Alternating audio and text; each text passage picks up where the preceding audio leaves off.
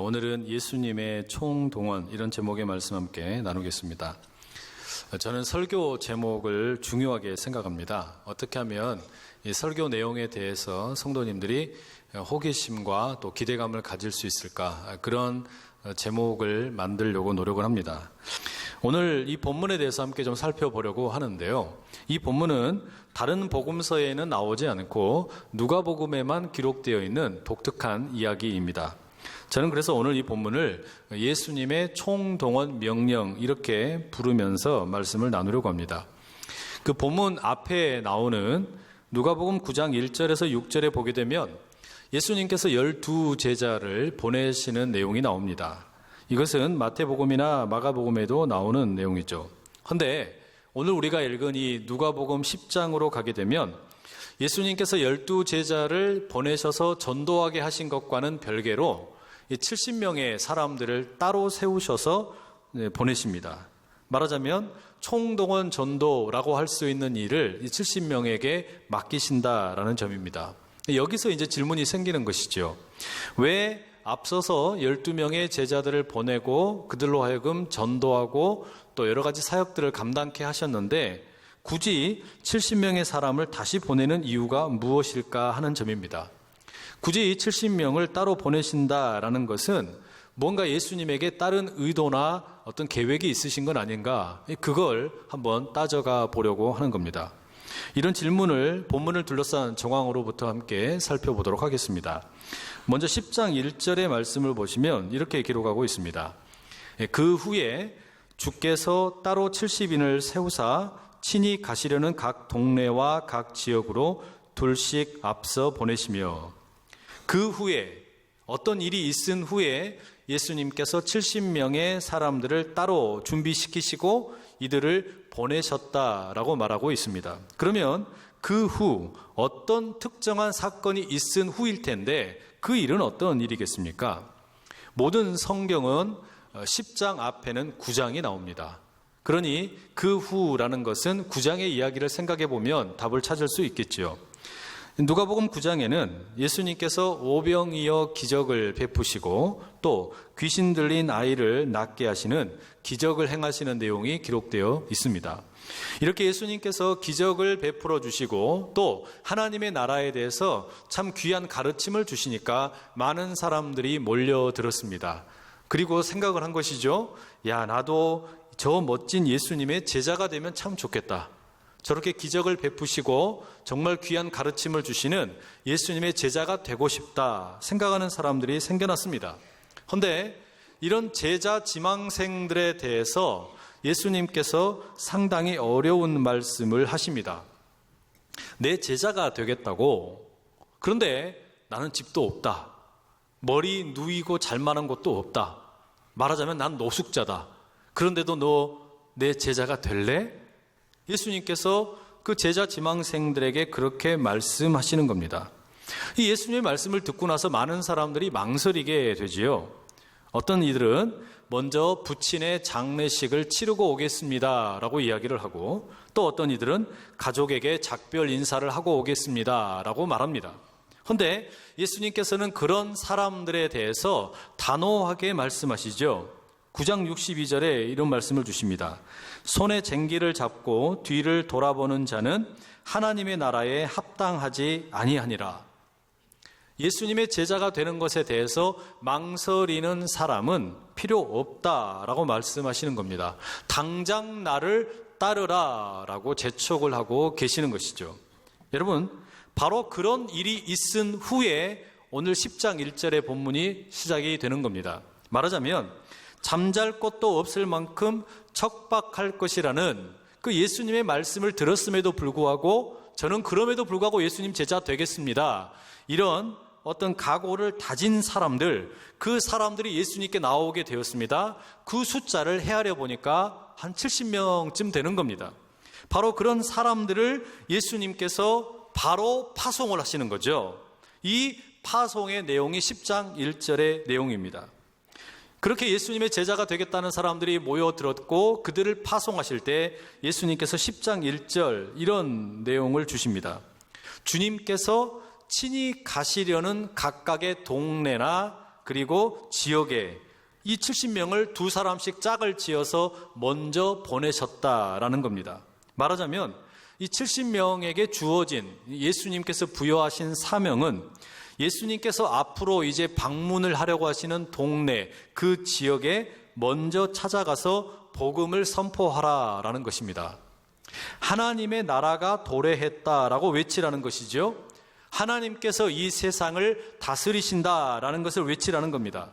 지금 이스라엘에 살고 있는 사람들이 보기에는 로마의 황제가 이 세상을 다스리고 있는 것처럼 보이고 로마의 군대가 이 온 땅을 지배하고 있는 것처럼 보이지만 그렇지 않다.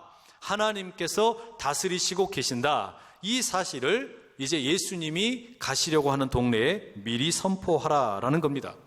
이 세상은 로마 황제의 것이 아니며 돈의 것이 아니며 폭력의 것이 아니며 힘의 것이 아니고 하나님에게 온전히 속한 세상이다. 그런 세상이 새롭게 도래했다. 이걸 외치라라는 겁니다. 여러분, 이런 점에서 보게 되면 이 70명의 제자들이 맡은 역할은 예수님의 사역을 준비하는 일이다라고 할 수 있겠습니다. 마치 세례 요한이 예수님의 오시는 길을 준비했던 것처럼 이들은 예수님께서 이제 이후에 방문하게 될 그 예정지를 미리 찾아가서 복음을 선포했습니다. 예수님이 이 지역에 오신답니다. 진짜 왕이신 예수님이 이곳에 오실 겁니다. 여러분 모두 영접을 준비하십시오. 그러면 예수님께서 당신들 모두를 구원해 주시고 평화를 주시고 기쁨을 회복이 되게 하실 것입니다. 이렇게 외친 거예요. 여러분, 지금도 이런 전도의 외침 필요할까요? 지금도 이런 선교하는 외침, 그런 발걸음 필요하겠습니까? 동네방네 나가서 외치고 부르짖으며 예수님에 대해서 우리가 전하는 일 필요할까요? 물론입니다. 우리는 예수님께서 다시 오심을 기다리고 있는데 우리 주님께서 다시 오시는 그날까지 그 예수님의 이름을 선포하고 전하는 복음 전도자며 선교의 사명을 감당해야 합니다. 예수님만이 진짜 우리의 임금이시고 또 예수님만이 우리에게 진정한 힘이 되시고 능력이 되신다라고 선포해야죠. 그런데 여러분, 왜 우리가 이런 일을 근본적으로 감당해야 하느냐? 그 이유는 우리 모두가 진정한 평화를 누리지 못하기 때문입니다. 동시에 우리에게 진정한 기쁨이 없기 때문입니다. 사람들은 누구나가 다 두려움과 또 염려가 있기 때문에 우리는 이 예수님이 다시 오셔야 됨을 선포해야만 한다라는 것이죠. 이 땅에 살고 있는 사람들 가운데 염려와 걱정으로부터 자유로운 사람은 아무도 없습니다.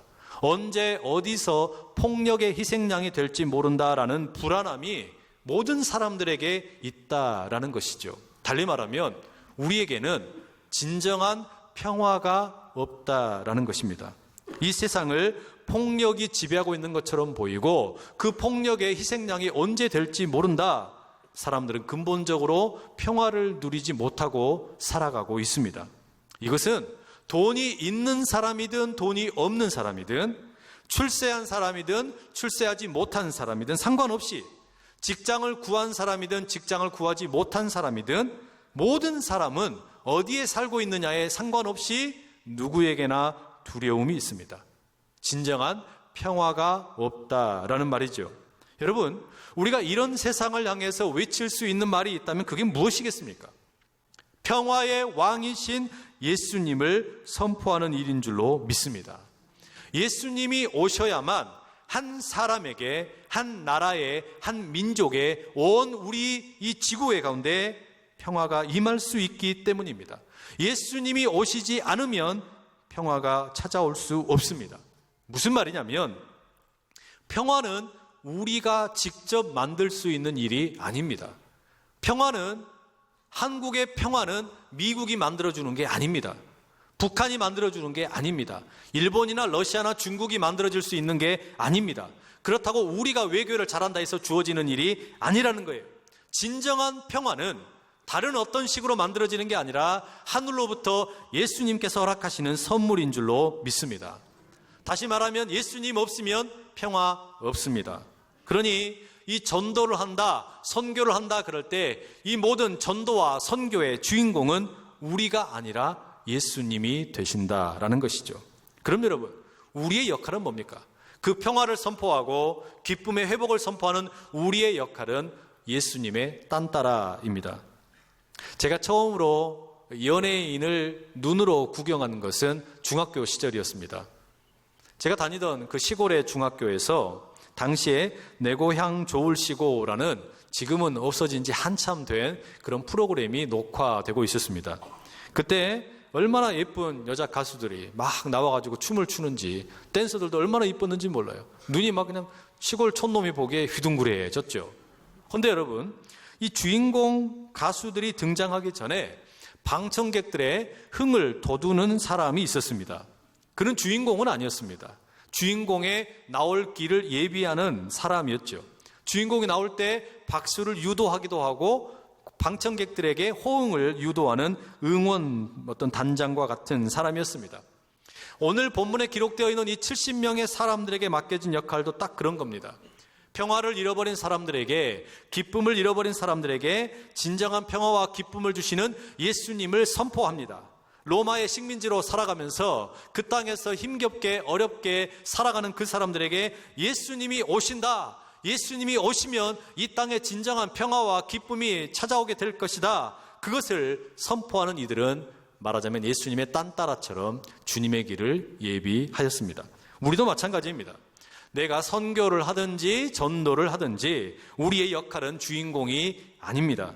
예수님께서 오실 길을 준비하는 것이 우리가 할 일입니다. 우리는 그렇게 예수님은 돋보이고 우리는 낮아지는 딴따라 역할을 맡는다라는 것이죠. 여러분, 선교의 자리가 되었든 전도의 자리가 되었든 예수님이 주인공이 되시는 자리가 우뚝 서고 돋보일 수 있도록 귀하게 딴따라로 이 거룩한 사역에 쓰임 받으실 수 있기를 간절히 축복합니다.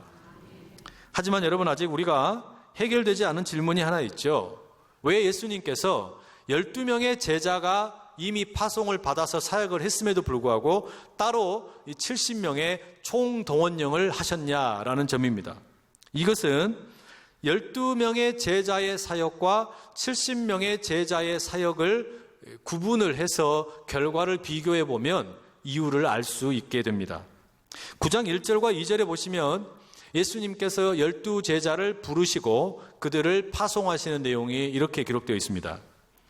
예수께서 12제자를 불러 모으사 모든 귀신을 제어하며 병을 고치는 능력과 권위를 주시고 하나님의 나라를 전파하며 앓는 자를 고치게 하려고 내보내시며. 이 말씀에 의하면 예수님께서 12명의 제자들을 다 불러 모으셨어요. 그리고 어떤 사람에게는 말씀을 잘 전하는 그런 어떤 달란트를 주시고, 어떤 사람에게는 치유의 은사를 주시고, 또 어떤 사람에게는 가르치는 은사를 허락해 주셨습니다.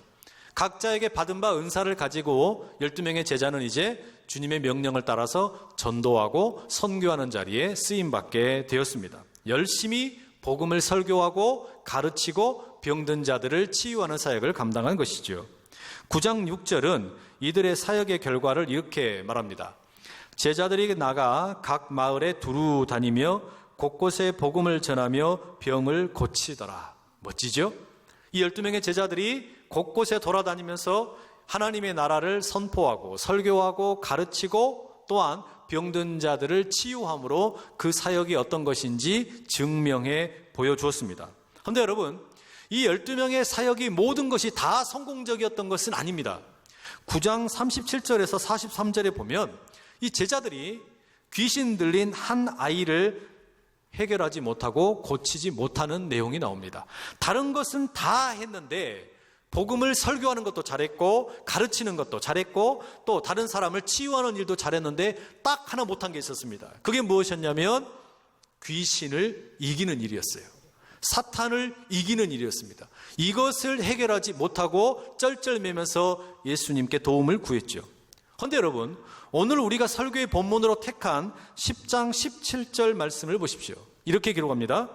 70인이 기뻐하며 돌아와 이르되 주여, 주의 이름이면 귀신들도 우리에게 항복하더이다. 이 70명을 예수님께서 따로 세우셔가지고 파송을 했는데 이들이 사역을 마치고 돌아와서 보고하는 내용입니다. 이 70명의 사역의 보고에 있어서는 하나님의 나라에 대해서 설교했다는 이야기 없습니다. 하나님의 나라에 대해서 가르쳤다는 이야기도 없습니다. 치유의 사역을 했다는 이야기도 없습니다. 오로지 딱 한 가지만 나옵니다.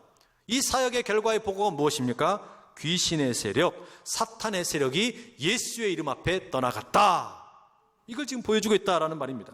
여러분, 여기서 우리는 왜 예수님께서 12명의 제자를 보내시는 사역을 했음에도 불구하고 따로 70명의 총동원령을 발동하셨는지 그 이유를 알게 됩니다.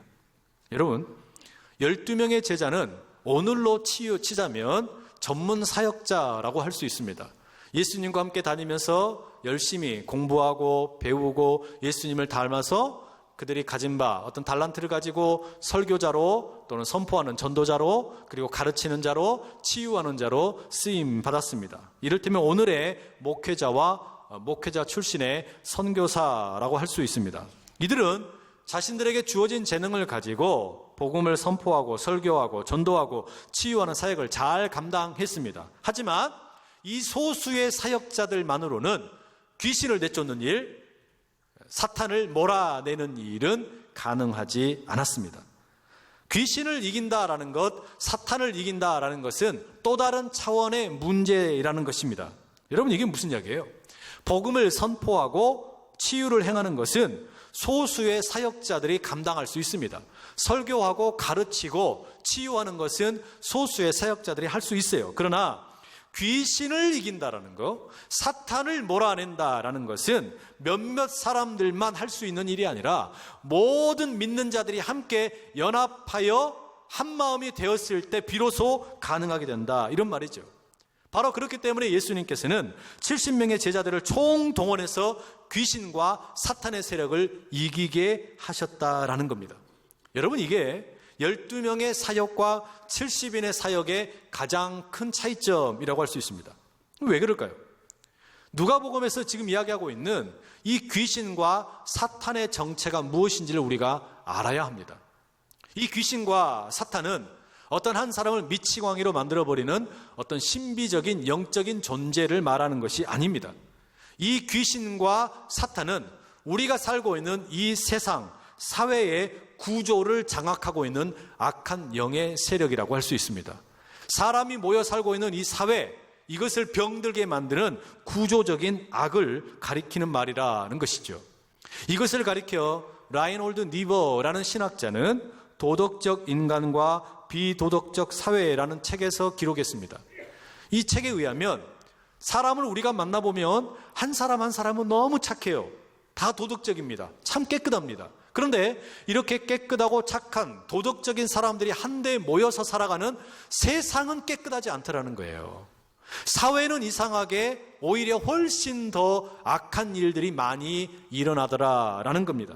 여러분, 이게 정확한 이해라고 할 수는 없겠지만 예비군 훈련 한번 보십시오.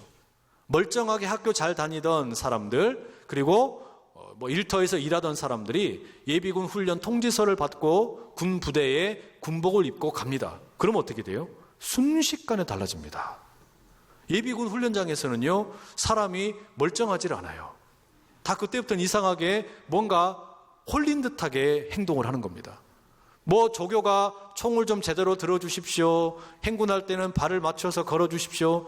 네가 해라 하고서는 그냥 자기 멋대로 걸어 다니는 거예요. 담배만 빠끔빠끔 피고 있고 말도 안 들어요. 여러분, 이게 뭐예요? 그냥 개별적으로는 하나하나 참 다 괜찮은 사람들인데 예비군 훈련장에만 모아놓으면 이상하게 다 희한한 모습으로 변해버리다는 말이에요. 바로 이런 겁니다. 여러분, 개인의 문제가 아니라 사회의 어떤 조직적인 문제, 구조적인 문제가 있다라는 것을 말하고 있는 겁니다. 그러니까 우리가 한 사람 한 사람에게 복음을 전하고 그 사람이 예수님을 만나서 변화가 되어서 영적으로 새로운 사람이 되고 구원을 받아서 거듭나게 된다는 거 너무너무 귀한 일입니다. 그러나 그렇게 한 개인의 변화와 함께 꼭 필요한 게 뭐냐? 우리가 모여 살고 있는 이 사회, 이 세상을 지배하고 있는 악한 영을 몰아내는 것도 필요하다라는 거예요. 구조적인 악을 이기는 것도 필요하다라는 겁니다. 바로 그 구조적인 악을, 사회 구조를 어떻게 바꿀 수 있느냐? 예수님이 말씀하시는 거죠. 이 일은 소수의 헌신된 전도자나 선교사를 통해서 가능한 일이 아니다. 개인적으로 누군가를 가서 회심을 시키고 영적으로 돌아오게 한다고 해서 우리가 사는 세상에 깨끗해지지 않는다라는 거예요. 우리 한 사람 한 사람이 예수님을 만나서 개인적으로 변화받는 것도 중요하지만 우리가 모여 살고 있는 이 세상의 구조적인 악의 문제를 해결하는 것은 몇몇 사람이 할 수 있는 일이 아니라 모든 믿는 성도들이 총동원되어야만 될까 말까 하다라는 이야기죠. 우리 모두가 힘껏 복음에 완전히 몰입을 해서 이 세상을 새롭게 하겠다라는 각오를 다지지 않으면 이 세상을 지배하고 있는 것처럼 보이는 귀신과 사탄의 세력을 몰아낼 수 없다라는 겁니다. 그러니 이 일은 헌신된 몇 사람을 통해서 가능한 일이 아닙니다. 복음 전도를 잘하고 설교를 잘하고 치유사역을 잘하는 어떤 그런 사람들에 의해서 될 수 있는 일이 아니라는 거예요. 온 성도들, 평범한 성도들이 자신들의 일상의 삶 가운데서 그 악한 일들을 몰아내기로 작정을 해야만 가능하다라는 겁니다. 모두가 복음을 붙잡으면 됩니다. 예수님께서 이곳에도 오심을 선포하면 됩니다. 그러면 공중 권세를 잡았다고 떵떵거리고 있던 구조적인 악을 일으키면서 사람들을 현혹하게 하던 모든 귀신과 사탄의 세력에 떠나갈 줄로 믿습니다. 18절에 그래서 예수님이 이렇게 말씀하시는 거예요. 예수께서 이르시되 사탄이 하늘로부터 번개같이 떨어지는 것을 내가 보았노라. 이 제자들을 예수님께서 보내셨는데 이 총동원령을 내리시고 가서 복음을 가지고 전해라. 그리고 사탄과 귀신을 이겨라. 주님께서 보내셨는데 이들이 최선을 다해서 사역을 했더니 예수님께서 보시니까 저 위에 하늘에서 사탄이 번개처럼 떨어지는 것을 보셨다라는 겁니다. 여러분, 이 일이 얼마나 기가 막힌 일입니까? 19절에 예수님 또 뭐라 그러세요? 너희를 해칠 자가 결코 없을 것이다. 이 기가 막힌 말씀이 오늘 우리에게도 일어날 수 있기를 축복합니다. 왜 우리가 총동원 전도를 해야 되냐? 왜 우리가 그냥 전도 잘하는 사람만 전도하면 되지 우리가 왜 다 함께 합심해서 전도를 해야 되냐? 이게 단지 한 사람 한 사람을 변화시키는 문제가 아니라 우리가 살고 있는 이 지역 구조적인 문제, 이런 문제들을 변화시키는 것은 어떤 전도를 잘하는 몇몇 사람만이 해야 될 일이 아니라 모든 믿는 자가 함께 달려가서 복음으로 살아내야만 우리의 일상생활 가운데, 삶 가운데 주님의 가르치심대로 우리가 온전히 동참해야만 이 일이 가능하기 때문이라는 겁니다. 그러니 우리가 총동원 전도를 하겠다라고 선포를 하게 되면 안산과 시흥과 화성과 인천과 수원과 이 땅 한반도와 이 지구촌에서 각각의 지역에서 왕노릇하고 또 악한 일들을 조장하던 귀신과 사탄의 세력들이 벌벌 떨게 됩니다. 예수 믿는 자들이 혼자 있을 때는 해볼 만한데 이들이 함께 연합을 해버리고 단결해버리면 귀신도 긴장한다는 거예요. 저것들이 같이 모여버리면 우리 큰일 나는데 저 사람들을 분리시켜야 되는데 분해를 시켜야 되는데 갈라지게 만들어야 되는데 사탄은 오늘도 그래서 계속해서 우리를 갈라지게 만들려고 하는데 바로 그런 사탄의 계략을 물리치고 하나가 되어서 주의 복음 가운데 총동원 전도에 우리가 함께하게 되면 우리를 어그러뜨리려고 했던 모든 악한 세력들이 떠나가게 될 줄로 믿습니다. 그리고 20절에 본문의 마지막에 예수님께서 이렇게 말씀하시죠. 그러나 귀신들이 너희에게 항복하는 것으로 기뻐하지 말고 너희 이름이 하늘에 기록된 것으로 기뻐하라 하시니라. 여러분, 이게 무슨 이야기일까요? 어떤 사람들은 교회에 다니면서 한 영혼 한 영혼이 회심을 하고 돌아오는 것보다 사회의 구조적인 문제가 해결되는 것을 더 중요하게 생각하는 분들도 계세요. 그게 해결돼야 된다. 이 나라의 부조리를 뿌리 뽑아야 된다. 사회의 문제를 다 해결해야 된다. 그것을 해결하는 것도 너무너무 중요하지만 사회의 부조리 문제, 우리가 다 총동원을 해서 해결하는 것도 중요하지만 그러나 그것이 기쁨의 근원이 되면 안 되고 진정한 기쁨의 근원은 뭐냐? 내가 하늘 백성이 되었다라는 사실, 그것이 우리의 기쁨의 근원이 되어야 됨을 우리 주님께서 말씀하시는 겁니다. 악한 부조리, 사회 구조적인 문제, 시스템을 개혁하는 거, 그것만 가지고 기뻐하지 말고 내 영혼이 하늘 백성 되었다, 주님께서 나를 구원해 주셨다, 이것이 우선적인 기쁨의 근원이 되기를 주님께서는 말씀하고 계시는 겁니다. 여러분, 이게 예수님께서 명하시는 총동원의 능력이고 특권이고 우리에게 주어진 의무입니다. 총동원과 함께 우리가 함께 이 전도하는 사명을 온 마음으로 함께 달려가게 될 때 갈라지지 않고 나누어짐이 없이 이 일을 감당하게 되면 우리가 함께 살고 있는 이 동네, 일터, 직장, 교회, 사업장 모든 지배하고 있던 사탄의 권세들이 떠나가게 될 줄로 믿습니다. 우리가 복음을 선포하고 또 복음을 외치게 되면 회개와 결단의 물결이 일어나게 될 것이고 한 사람이 변화되는 것도 위대한 일인데 우리가 살고 있는 이 공동체가 새로워진다면 이건 진짜 어마어마한 일이 벌어지게 된다는 말이죠. 우리 주님의 그 거룩한 부르심, 총동원의 부르심, 이 거룩한 사역에 여러분 모두를 초청합니다. 이 위대한 일은 한 영혼 한 영혼을 추수하는 일일 뿐만 아니라 내가 살고 있는 이 지역을 새롭게 하고자 하는 거룩한 영적인 사역에 대해서 하나님의 기쁨을 온전히 우리가 나누는 은혜가 있기를 간절히 축복합니다.